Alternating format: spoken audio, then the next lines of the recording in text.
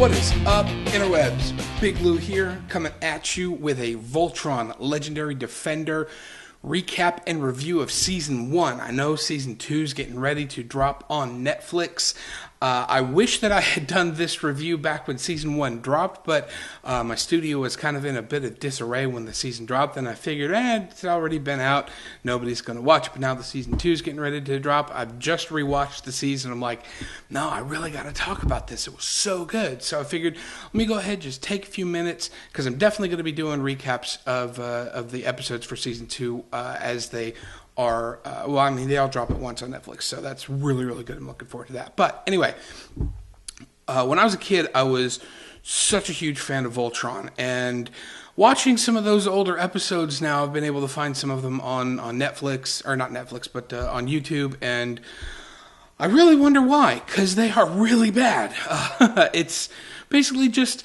It's all the same thing. Just Keith narrating what they're doing. It's terrible. But the concept of giant robot killing monsters has always been amazing, because that's just really, really cool stuff. The whole robots versus kaiju type of thing. So, so glad that Netflix was able to pick up the Voltron mythos, because it really, the memory of what Voltron was in my head was not nearly as, let me rephrase. The actual Voltron cartoon was not nearly as awesome as the memory of it. And this new series has certainly rekindled a lot of what that memory of the original series had. So, a lot of stuff that I really, really liked about this series. So, because it's been out for a while, I'm going to go ahead and go into some spoilers about the series. And if you're watching this, I'm assuming that you have already seen the series. So, diving right in, the design of Voltron does a really, really good job of paying tribute to the original design, while at the same time being its own. You can definitely tell the lines are a lot more rounded. The color palette is a lot more toned down. It's almost more pastel and a lot more glowy than the original design. It's almost like, cars from today versus cars from, the 50s and 60s. It's a lot more boxy in yesteryear, I guess, if you want to call it, versus a lot of the lines of the cars today. It's a lot more space age, a lot more aerodynamic, and I like that. It took a little bit when I first saw the designs of the what the robots and the lines were going to look like. Online, I was like, really? That doesn't look anything. And then, as time went on, it kind of grew on me. And then when the series dropped, I was like, okay, yeah, that's cool. Because in the original series, all the lines were the same damn size, and it always bothered me. Well, it didn't always bother me when I was a kid. I was like, yeah, Voltron, rah! And then, as I got older, I was like, wait a minute, how are his legs and his arms all the same size? It doesn't make any sense. And now they've adjusted that. The legs are bigger than the arms, and the Black Lion is obviously infinitely bigger, which is as it should be. The characters that they've done now match the color of their suits, match the lines they drive, which makes sense. Lance is in blue, and he drives the Blue Lion. Keith is in red, he drives the Red Lion. It makes sense. And I just rewatched it last night, and I can't remember the guy that drives the Black Lion's name. That's going to drive me nuts. Anyway, and he's driving the Black Lion, which is a brand new character. I'm glad we don't have Sven anymore, because whatever. Anyway, but the lore that they have developed in this series with Zarkon and the Galra and them being around for 10,000 years, and the Princess Allure and the Castle of Lions has been in stasis for 10,000 years, and 10,000 years is a long time for them to be in stasis. And if Zarkon is really that old, that's a long damn time. So, a little bit of a stretch for me, but whatever, I'll work with it. As far as the pilot episode goes, 70 minutes for a pilot, and I loved it. right away you get into who these characters are. You obviously get that Lance is the comic relief of the group because he's the I think I'm badass. You can definitely tell that this was written and designed by the same guys that did the Last Airbender series, the Avatar series, and because their fingerprints are all over this as far as the tone and the humor and the writing and the animation style. Because Lance is Sokka. No question, Lance is Sokka, and I love it. It's, the kind of full of himself and gets knocked down every chance that they get to knock him down, and it really, really works. And the interactions that Lance has with Hunk and Pidge right off the bat is really, really good. And then right away you introduce Keith into the mix, that Keith was there, and because of his attitude, his hot-headedness, got washed out of the academy, if you will. And then they go to rescue. God, that's going to drive me nuts. I can't think of, you know what? I have a computer over there. Hold that thought. We have technology. Shiro is his name, and it's not going to drive me nuts anymore that I couldn't remember it. Shiro has crashed, and they go to rescue him, and right away they find the blue lion, and off they go on their adventure. The other element of this that I really, really loved was the way that they were able to perfectly blend technology and science with the mystical elements of the lions and the Allura's race's energy, whatever it is that they have, their mystic side, that their energy is able to, life force is able to bond with the lions, and that they have this psychic connection, that the lions are able to talk to them, through their, their connections and stuff. And that to me it almost reminded me of, if you're familiar with the book series, the Inheritance book series, it reminded me a lot of how the Dragon Riders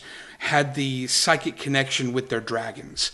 Not to the extent that they had in that book series, but with the way that the Paladins had their connection with the lions, and they played on that throughout the season one. Is that they'd be doing something that's like, oh wait, I think my lion knows what to do, and they would kind of get a flash of, oh wait, I do this, and then they it would be a learning curve for both of them, and I really, really loved that element, because one of my biggest pet peeves in any type of superhero show or movie is that whoever in an origin story, they get these abilities, and boom, all of a sudden everybody knows how to do everything that they can do, and it just, no, that's not how it works. There's definitely a learning curve, and this really plays into, or comes into its own in the season finale of season one, when we have the big reveal, and I'll get to that. Speaking of reveals, early on we get revealed that Pidge is not Pidge. Pidge is Katie, and all through the first couple of episodes, Pidge is talking about, I got to go find my brother and father, and we realize that Shiro was the pilot that was in the very beginning captured and held captive with Pidge's brother and father. And Pidge is not Pidge. Pidge is a chick. And I love that twist. I think it's awesome. It's like, wait a minute, Pidge is a girl? And then when she finally, comes clean, they're all like, oh yeah, we knew that. Except Lance, who was like, wait a minute. Pidge is a chick and the castle's a ship?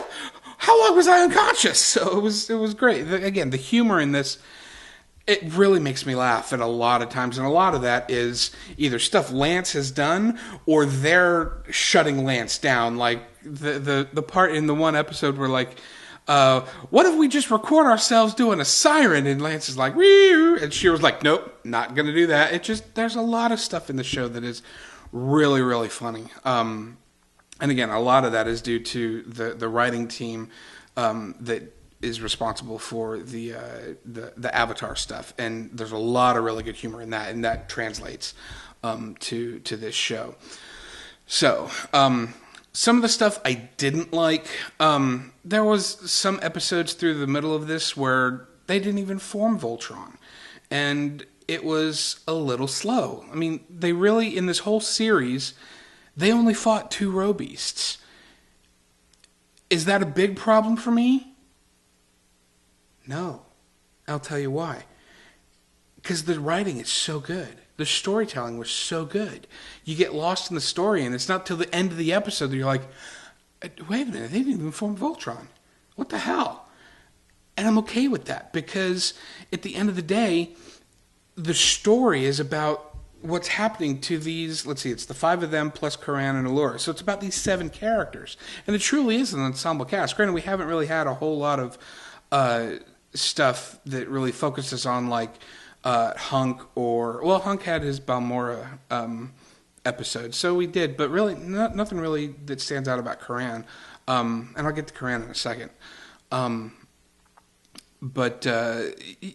at the end of the day, it's not about the Voltron robot, it's about the team, and I love that. It's about them coming into themselves as legendary defenders, as, defender of the universe, and that to me is what's selling this show, and I'm liking it a lot. I'm really excited about where they're going with it, and I hope that they are able to continue it through season 2. I haven't started it yet. It dropped this morning, and so I'm wanting to do this and get this online before I delve into binging season 2, which is what I'm going to be doing this weekend. So anyway, Karan. In the original series, Karan was a bit of a... Well, he was an old fuddy-duddy, and really just had a stick up his butt the whole time. And I am glad that they have altered his character to be a little bit more lax, and I like it a lot. I think that they could tone it down a little bit, because he can be a little bit obnoxious at times, but for the most part, I like what they've done, and some of the interactions between he and Lance are pretty entertaining. But for me, the big reveal at the end, where we find out that Zarkon is the former Black Lion Paladin, and he has the Black Lion's Bayard, that's huge. That, to me, is one of the, whoa, I did not see that coming at all. So the fact that, and then we get to see when, in that battle where Keith in the Red Lion is just fighting just Zarkon by himself, and we can see just how truly powerful one of the Paladins can be, even without the Lions, and what these guys, how far these guys still have yet to go. Sign me up. Yeah. I'm really looking forward to where they're going to be going with this.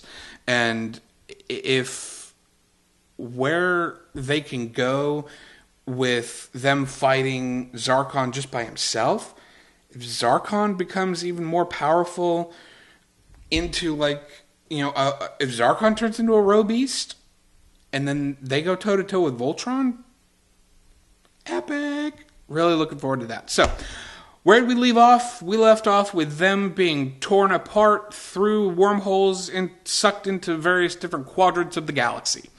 Cliffhanger, for sure. I'm really looking forward to it. I'm going to sign off. You can find InterWebs on Facebook, just at the InterWebs Show. You can find us on Twitter, just at the InterWebs. My name is Big Lou. Check us out, and we'll see you on the InterWebs. Later.